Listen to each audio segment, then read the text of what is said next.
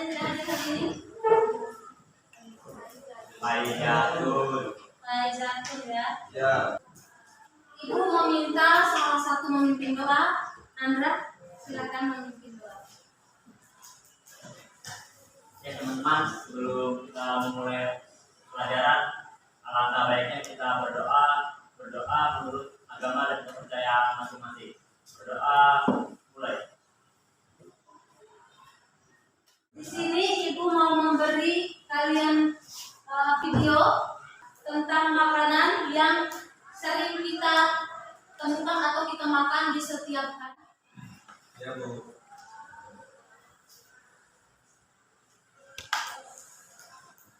Sama-sama memperhatikan ya videonya.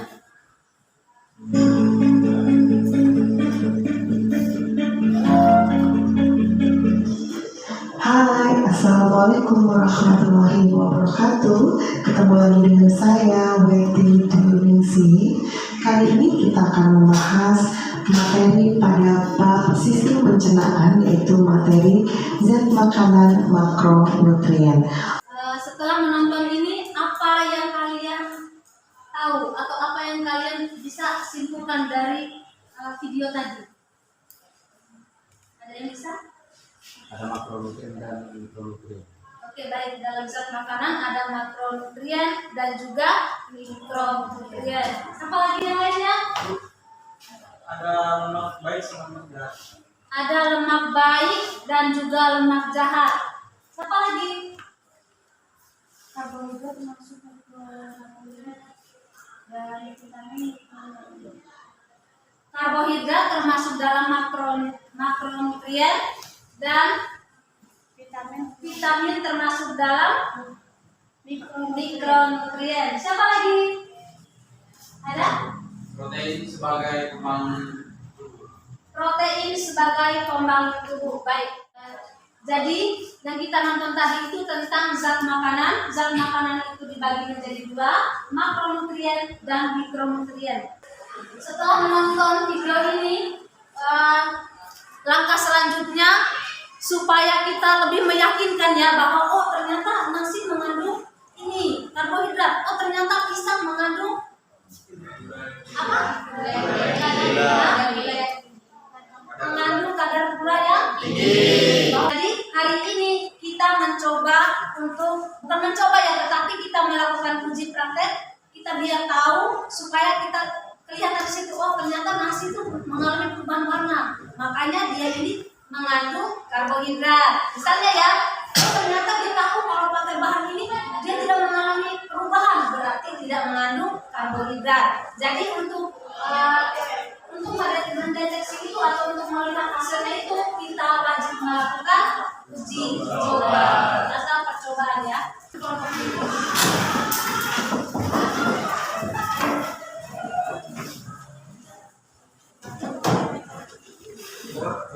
Kelompok 1 ya, kelompok 2, kelompok 3 dan kelompok 4 ya. Oke, baik. Kelompok 1 itu memberi tugas.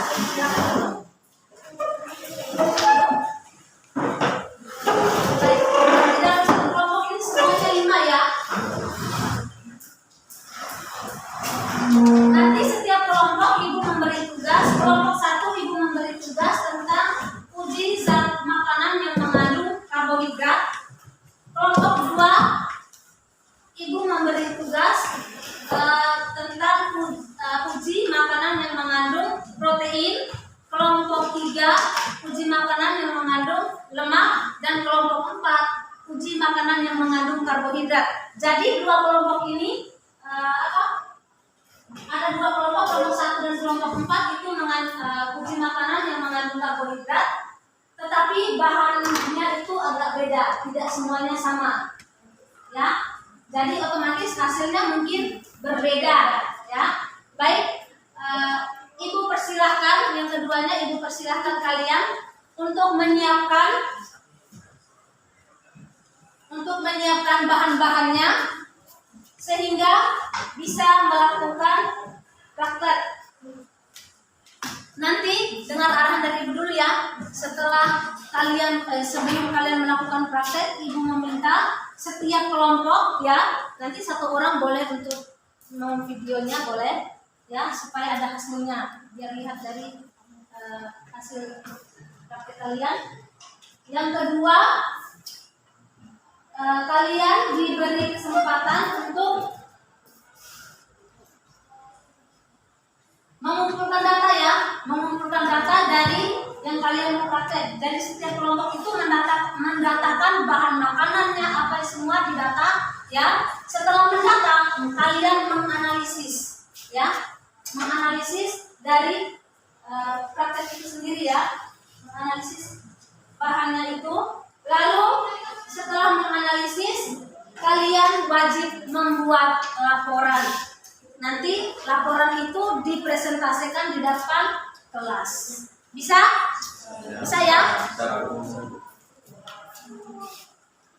Oke, baik. Kalau begitu, ada pertanyaan kah? Kalau tidak ada, kita mulai saja. Karena memang langkah-langkah untuk mengerjakan uji coba nanti semua sudah ada di dalam LKPD ya. Jadi sekarang ibu membagikan ini kelompok 1, kelompok 2,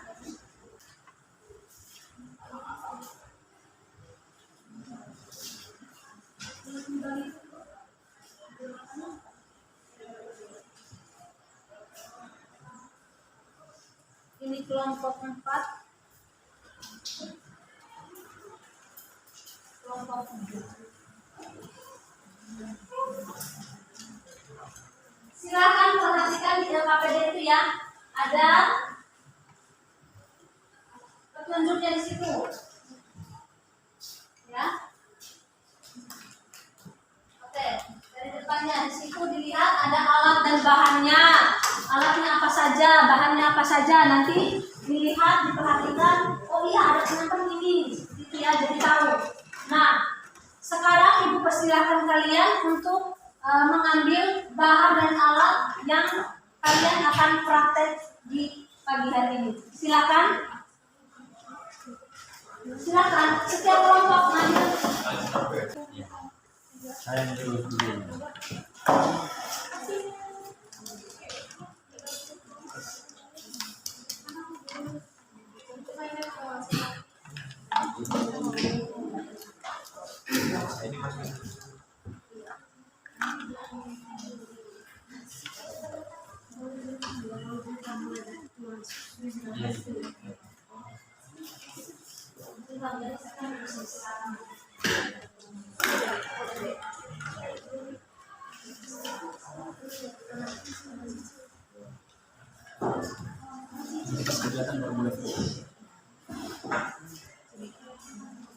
Sekarang silakan perhatikan di situ ada langkah-langkahnya ya, bahan-bahannya sudah lengkap? Sudah lengkap ya setiap kelompok. Oke, baik. Kalau sudah lengkap, sekarang perhatikan langkah-langkahnya di situ ya. Mulai langkah pertama itu apa yang perlu dipersiapkan? Lihat di situ di dalam LKPD ada.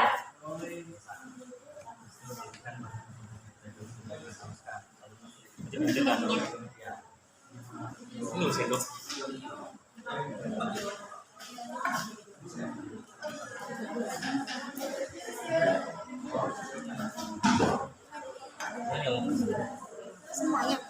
Iya. Jadi video Sudah kan? Kalau sudah selesai, kita presentasikan ya. Ibu beri kesempatan yang pertama kepada kelompok 2. Bisa? Siap Pak? Siap. Siap ya? Oke. Baik. Silakan kelompok 2 maju dan presentasikan.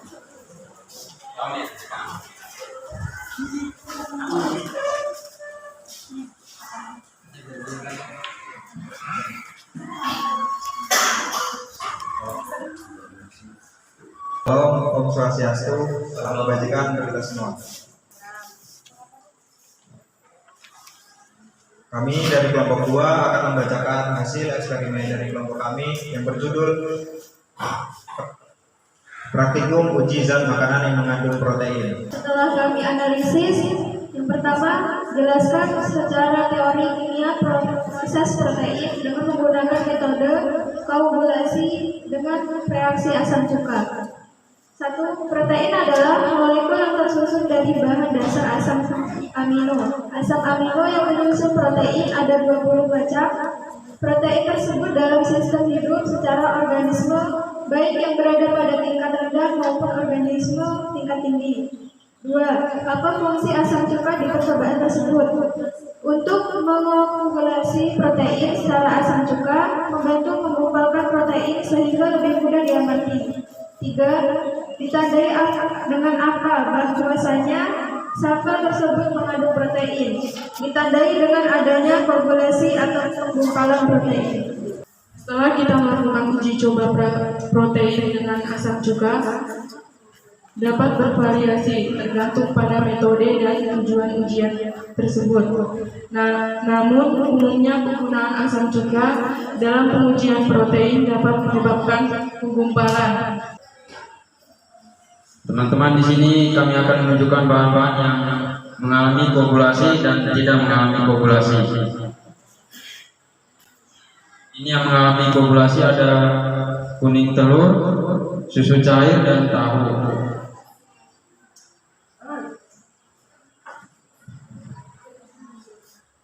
Sedangkan yang tidak mengalami koagulasi adalah minyak goreng dan kecap bangau.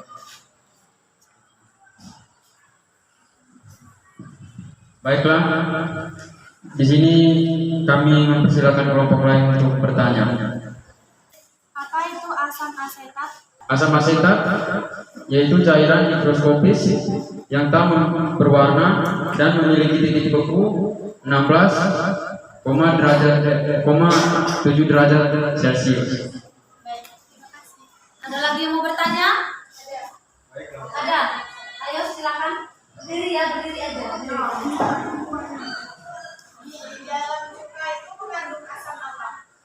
Di dalam cuka itu mengandung 4-18% asam asetat. Asam asetat ini dihasilkan dari fermentasi etanol oleh bakteri asam asetat. Kelompok 1. Assalamualaikum warahmatullahi wabarakatuh.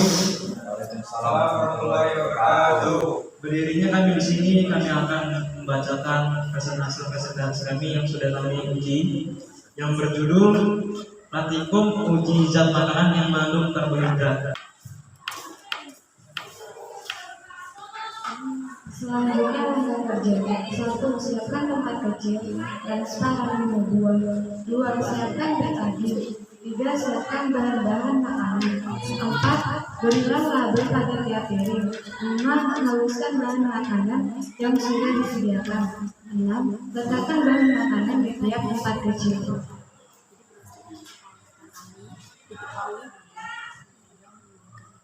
7. Tetesi bahan uji yang telah dihaluskan dengan betadin kurang lebih dari 5 sampai 6 tetes, tergantung pada banding sedikitnya bahan. 8. Amati perubahan warna betadin selama kurang lebih 1 menit. 9. Catatlah pemanfaatan kalian dalam tabel pengamatan. 10. Analisislah bahan makanan apa saja yang mengandung karbohidrat. 11. Buatlah laporan dari hasil uji karbohidrat. Tabel hasil pengamatan karbohidrat bahan 1 nasi. Uji karbohidrat warna sebelum ditetesi betadin putih, warna setelah ditetesi betadin biru kehitaman. Setelah ditetesi betadin warnanya akan berubah biru kehitaman, yang artinya nasi mengandung karbohidrat. Yang kedua, roti. Uji karbohidrat warna sebelum ditetesi betadin putih, warna setelah ditetesi betadin ungu kehitaman. Seperti ini, yang menunjukkan bahwa roti itu mengandung karbohidrat. Yang ketiga, putih telur. Uji karbohidrat warna sebelum ditetesi betadin putih, warna setelah ditetesi betadin putih. Hal itu menunjukkan bahwa puding telur tidak mengandung karbohidrat karena setelah ditetes betadin tidak berubah warna. Yang keempat, susu bubuk putih. Dari pengamatan tersebut, susu bukan termasuk karbohidrat karena tidak berubah warna. Yang kelima, kentang. Uji karbohidrat, warna sebelum ditetesi betadin kuning, warna setelah ditetesi betadin biru tua. Hal itu menyatakan bahwa kentang mengandung karbohidrat. Mungkin sekian dari kelompok kami. Jika ada pertanyaan bisa diberikan dari kelompok dulu ya. Silakan dari kelompok 2. Baik, di sini saya akan bertanya, kenapa nasi, kentang, dan roti berubah warna ketika ditetesi betadin? Karena nasi, kentang, dan roti mengandung karbohidrat. Mungkin yang bahas dari kelompok 2, seorang dari kelompok 3 ada apa? Mengapa susu bubuk dan putih telur tidak berubah warna ketika ditetesi betadin? Karena putih telur sama susu tidak mengandung karbohidrat, dan makanya tidak berubah warna. Guys, kita masuk. Dan persilakan kepada kelompok 3 untuk menyampaikan hasil. Assalamualaikum warahmatullahi wabarakatuh. Baik, di sini saya dan teman-teman saya akan mempresentasikan hasil praktek kami tentang uji makanan yang mengandung lemak. Alat dan bahan uji kandungan lemak. Yang pertama alat-alatnya dulu. Alatnya ada kertas pura, tisu, alat tulis, sendok kecil, kertas, gunting, isolasi atau lem. Yang kedua ada bahan. Bahannya itu ada mentega, susu cair, pisang sama kemiri.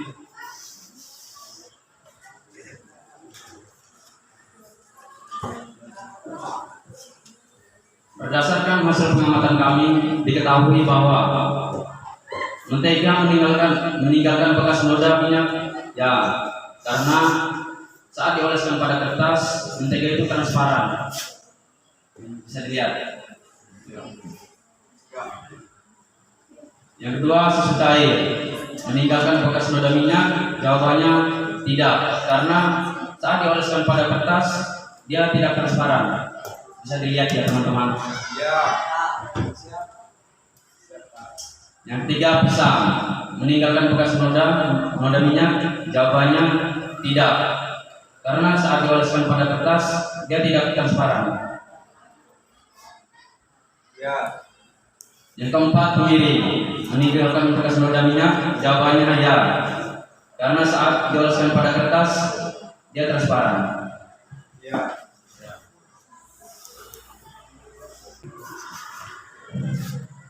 Berdasarkan pengamatan dan diskusi yang telah kami lakukan, dapat disimpulkan bahwa kami dapat membedakan mana makanan yang bersumber lemak dan tidak bersumber lemak. Sampai sini, apakah ada yang ingin ditanyakan?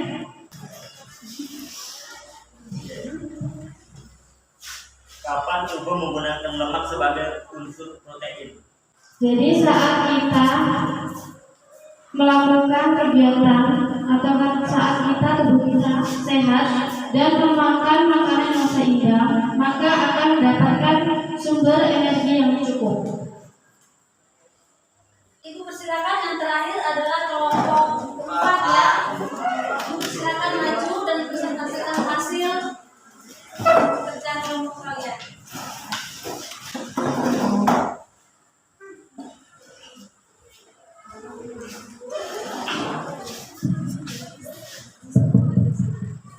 Selamat pagi teman-teman. Kami berdiri di sini akan menjelaskan tentang praktikum uji zat yang mengandung karbohidrat.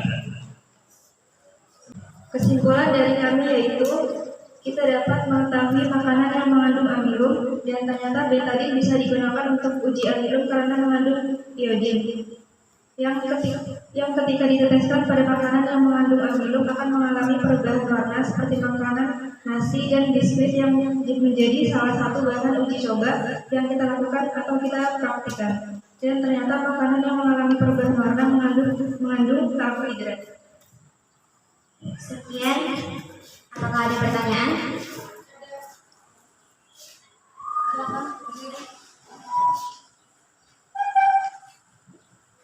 Oke, saya akan bertanya, mengapa betadine dapat mengubah warna ketika diteteskan kepada makanan yang mengandung amilum? Karena betadine mempunyai reaksi amilum dengan iodid berupa senyawa kompleks amanium, iodida yang menghasilkan warna biru kehitaman. Sudah melakukan uji, bahkan sudah mempresentasikan hasil mulai dari karbohidrat, protein, lemak, ya, dan sudah menemukan hasilnya juga. Di situ kita bisa mengidentifikasi bahwa oh ternyata nasi itu ketika diteteskan betadine, karena kita menggunakan betadine ya karbohidrat, ternyata warnanya biru kehitaman. Karena apa? Adanya reaksi amilum dan apa? Iodin dari betadine itu sendiri ya. Oke, baik. Ibu meminta kalian siapa yang bisa menyimpulkan dari semua yang kita uji hari ini, hasilnya hari ini. Coba hari ini. Kesimpulannya dari uji makanan bahwa yang pertama, pemberian betadine pada makanan yang mengandung karbohidrat akan terlihat melalui perubahan warna pada makanan, yaitu menjadi warna biru keumuman. Yang kedua, pemberian asam cuka pada makanan yang mengandung protein akan mengalami koagulasi atau penggumpalan. Melihat tadi sudah dijelaskan sama Halil bahwa dari karbohidrat, protein, lemak, nah sudah kita bisa mengidentifikasinya melalui uji coba tadi ya dengan bahan betadine, asam cuka dan juga kertas geram. Nah di situ kita bisa melihat bahwa oh iya ternyata nasi itu mengandung karbohidrat. Nah jadi ini menjadi informasi penting untuk kita semua bahwa setiap kali kita makan kita harus mengikuti standar gizi ya. Misalkan kalau sudah ada nasi pasti harus ada lauknya, ada sayurnya yang mengandung vitamin, mineral, yang mengandung karbohidrat dan juga lemak. Yang biasa dikatakan dengan makanan 4 sehat 5 sempurna. Ya, baik, ini saja dari Ibu. Selanjutnya Ibu mau memberi soal latihan ya, soal semacam saya. Kita mengerjakan soal dulu.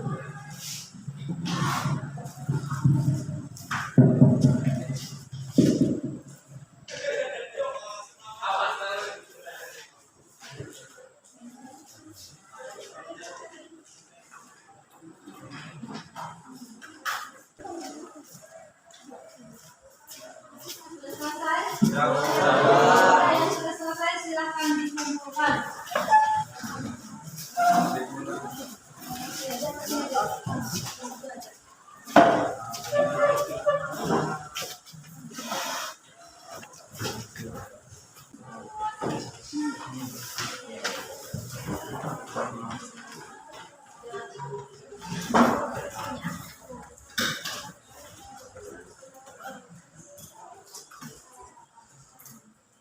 Oke baik, untuk hari ini untuk uji makanannya itu sudah dilakukan dengan baik, dengan bagus dan hasilnya juga memuaskan ya karena sesuai dengan yang kita harapkan ya. Jadi untuk pembelajaran hari ini hanya sampai di sini. Namun Ibu mengingatkan untuk besok kita belajar tentang sistem pencernaan makanan ya. Belajar tentang sistem pencernaan makanan yang berkaitan dengan proses pencernaan makanan dan juga gangguan pada pencernaan makanan. Jadi Ibu minta tolong kalau bisa di rumah baca bukunya atau baca dari literatur yang lain, bisa juga dari internet, supaya ketika ke sekolah, ketika kita mulai pembelajaran di dalam kelas tidak bingung, kita tidak kaget dengan hal-hal yang mungkin kata-kata yang baru atau mungkin tentang misalkan tentang kimiawi seperti apa, tentang mekanis seperti apa, karena memang kita sudah pernah membacanya. Jadi ketika dijelaskan itu sudah arahnya sudah ke sana, sudah paham ya, seperti itu ya.